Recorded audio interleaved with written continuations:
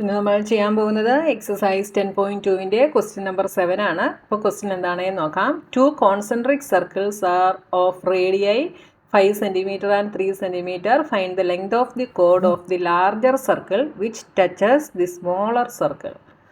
അപ്പോൾ ഇവിടെ രണ്ട് സർക്കിൾസ് ഉണ്ട്. എങ്ങനെയുള്ളതാണ് സർക്കിൾസ്? കോൺസെൻട്രിക് സർക്കിൾസ് ആണ് അല്ലേ. കോൺസെൻട്രിക് സർക്കിൾ എന്താണെന്ന് കഴിഞ്ഞ ദിവസം ഞാൻ പറഞ്ഞു തന്നിരുന്നു. എന്താണ് കോൺസെൻട്രിക് സർക്കിൾ? രണ്ട് സർക്കിളിൻ്റെയും സെൻറ്റർ സെയിം ആയിരിക്കും. അപ്പം നമുക്കൊന്ന് ഫിഗർ വരച്ച് നോക്കാം. നമ്മൾ ഒരു സർക്കിൾ വരച്ചു, അടുത്ത സർക്കിളും വരച്ചു. അപ്പോൾ നമ്മുടെ ഫിഗർ ഇവിടെ കംപ്ലീറ്റ് ആയി. എന്താണ് ഇനി പറഞ്ഞിട്ടുള്ളത്? 2 concentric circle are of radii 5 cm and 3 cm. അപ്പോൾ ഇവിടെ ഫസ്റ്റ് സർക്കിൾ, അതായത് ഈ ലാർജർ സർക്കിളിൻ്റെ റേഡിയസ് 5 cm ആണ്. അപ്പോൾ നമുക്കിതിനൊന്ന് പേര് കൊടുക്കാം.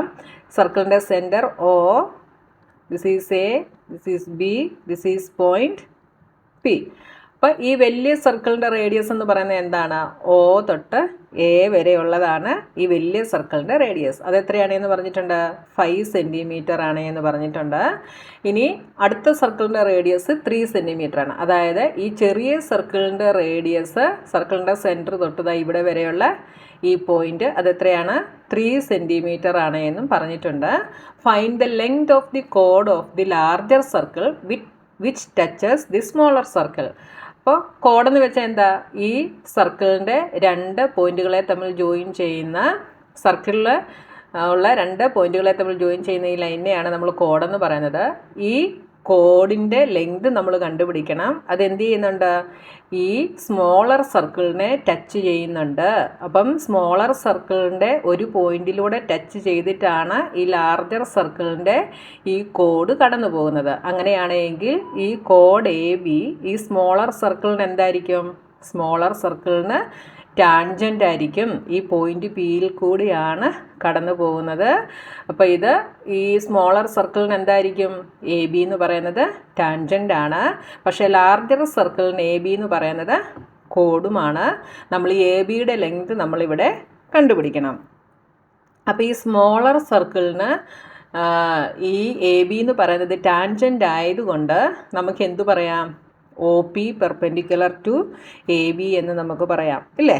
അപ്പോൾ നമുക്ക് ഫസ്റ്റ് സ്റ്റെപ്പ് എന്തെഴുതാം? AB is tangent to the smaller circle to point P. Therefore OP perpendicular to AB. അപ്പം നമ്മുടെ തിയറം വെച്ചിട്ട് നമുക്കറിയാം. ഓരോ ക്വസ്റ്റ്യനിലും ഞാനത് എക്സ്പ്ലെയിൻ ചെയ്യുന്നില്ല കേട്ടോ. അതായത് സർക്കിളിലേക്കുള്ള ടാൻജൻറ്റിലെ പോയിന്റ് ഓഫ് കോണ്ടാക്റ്റിലേക്ക് സർക്കിളിൻ്റെ സെൻറ്ററിൽ നിന്ന് വരയ്ക്കുന്ന ലൈൻ എന്തായിരിക്കും? പെർപെൻഡിക്കുലർ ആയിരിക്കും. അതുകൊണ്ട് നമുക്ക് എന്തു പറയാം? ദിസ് ആംഗിൾ 90 ഡിഗ്രി ആണ് എന്ന് നമുക്ക് പറയാം. അപ്പോൾ 90 ഡിഗ്രി ആണെങ്കിൽ ഇതെന്തായി? റൈറ്റ് ആംഗിൾ ട്രയാങ്കിൾ ആയി. അപ്പോൾ നമുക്ക് പൈതഗോറസ് തിയറം യൂസ് ചെയ്തിട്ട് APയുടെ ലെങ്ത് നമുക്ക് കണ്ടുപിടിക്കാം. ഈ OBയും എന്ത് തന്നെയാണ്? 5 cm തന്നെയാണ്. ഏത് ട്രയാങ്കിൾ എടുത്താലും കുഴപ്പമില്ല കേട്ടോ. ഏത് ട്രയാങ്കിൾ എടുത്താലും നമുക്ക് ഒന്നെങ്കിൽ AP കിട്ടും, അല്ലെങ്കിൽ BP കിട്ടും. ഏത് കണ്ടുപിടിച്ചാലും നമുക്ക് ചെയ്യാനായിട്ട് സാധിക്കും.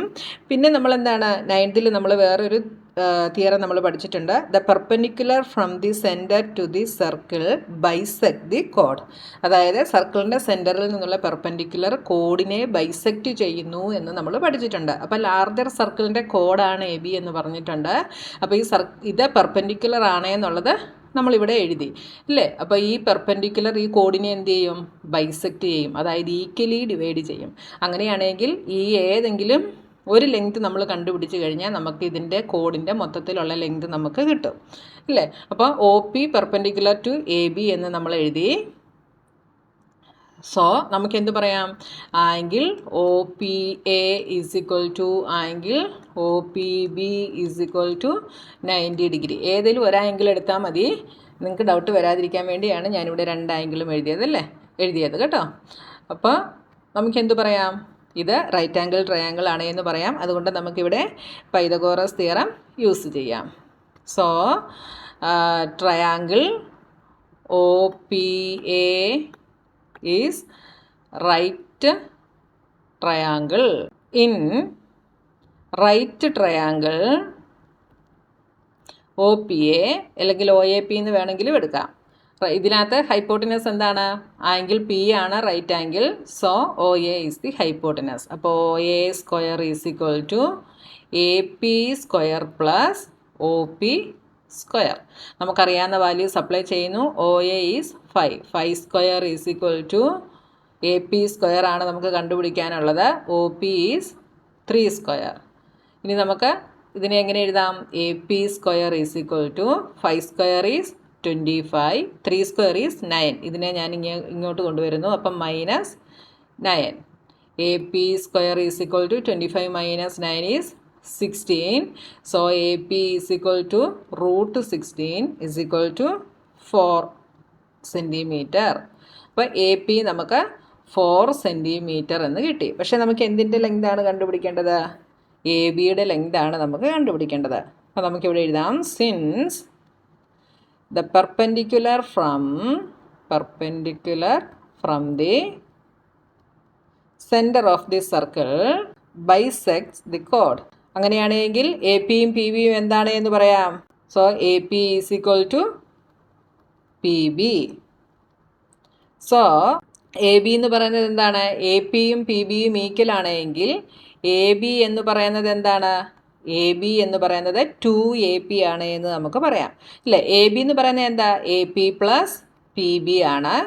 ഇവിടെ പി ബിക്ക് പകരം ഞാൻ എ പി സബ്സ്റ്റിറ്റ്യൂഷൻ കൊടുക്കുന്നു. അപ്പോൾ ഇതെന്താവും? A P plus A P ആവും. അങ്ങനെയാണെങ്കിൽ ഇത് 2AP എന്നാവും. ഈ സ്റ്റെപ്പുകളുടെ ഒന്നും ആവശ്യമില്ല, നിങ്ങൾക്ക് മനസ്സിലാകാൻ വേണ്ടി ഇത്രയും സ്റ്റെപ്പ് ഞാൻ എഴുതിയെന്നേ ഉള്ളൂ കേട്ടോ. അപ്പോൾ എ ബി എന്ന് പറയുന്നത് എന്താണ്? 2AP ആണ്. അപ്പോൾ 2 ഇൻറ്റു എ പി നമുക്കിവിടെ എന്ത് കിട്ടി?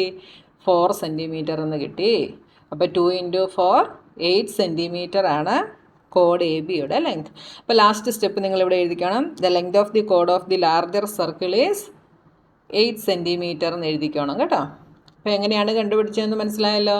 അപ്പോൾ നിങ്ങൾ ഈ സ്റ്റെപ്പുകളൊക്കെ ഒന്ന് എഴുതണം, ഇല്ലെങ്കിൽ നിങ്ങളുടെ മാർക്ക് നഷ്ടപ്പെടാൻ സാധ്യതയുണ്ട് കേട്ടോ. അപ്പോൾ ഒ പി എ ബിക്ക് പെർപെൻഡിക്കുലർ ആയത് എന്തുകൊണ്ടാണ്? സ്മോളർ സർക്കിളിന് ടാൻജൻ്റ് ആയതുകൊണ്ടാണ്.